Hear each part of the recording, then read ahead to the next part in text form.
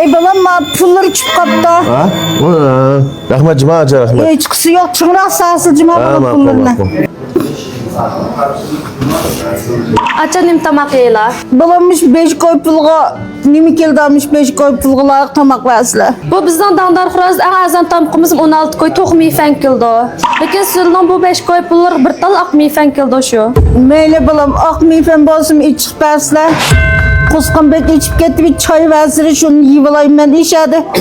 Ben saklayıp dedim toğap gittim ben kuskan içip gitmiş 5 koy ak mifen basım versler. Ha ma'qul.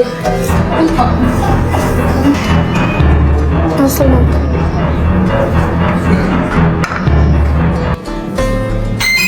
Hayla makine ha? Ha? Bu toqşum kime lazım köpsüz. Buldu ben yemeğime. Voy bu to'qsayga lazsamay to'qsay qilg'ilolmay shu lazidan bo'lgan tamoq bu. Tamak ve yatına yep boğan. Bana çırak açımızga. Ben yığızımı tekmedim. Benim konum muşla pırpırın. Hayatına karsam akmife yeme dedi. Şuna. Muşla pırpırın. Maç sevide yiyorsun. Akmife'nin ilgili ötem daha zahir. Ha ma'qul bo'ldi. Her az. Hayatına açımızdaki Muş tamakla açımız verip pulunu medun tutup yüz kapılına aşkınla aşağı açımızı bırak. Ma'qul bo'ldi. Hozirdan tamoq.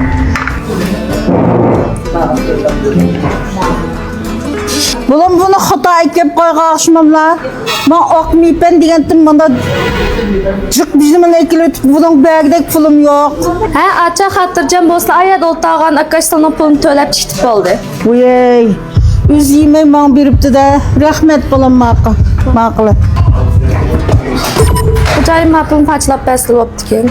Ben nim pul bağ. Ustadga akamiz to'q chepdan birini buyurtqandi. Shuna u to'q chepni yemay chiqet, ochimiz ko'ngil qildi. Shuni ochgan puldan to'q chepning pulini tutib, qolgan ochgan pulni ochimizga berishni aytqandi. Ya bol fikrim o aşkın pulunu qaytib vermez aşağı açımızga. Toqçamda biz ko'ngil qilgan bollar. Aş 100 ko'p pulga. Ma 200 ko'p pulni qo'shib beraman aşağı açımızga. Akko'ngal açımızga yeni pul bulmasa bayan mayan chiqimda 200 ko'p yeni qapti kelmasmi? Shu pulni ilvazli bo'lam dedi. Yo'qmi, chiroyli gapib bilan. Ben çok hisoblagan aşağı açımızga qizim. Ha bo'ldi ma'qul.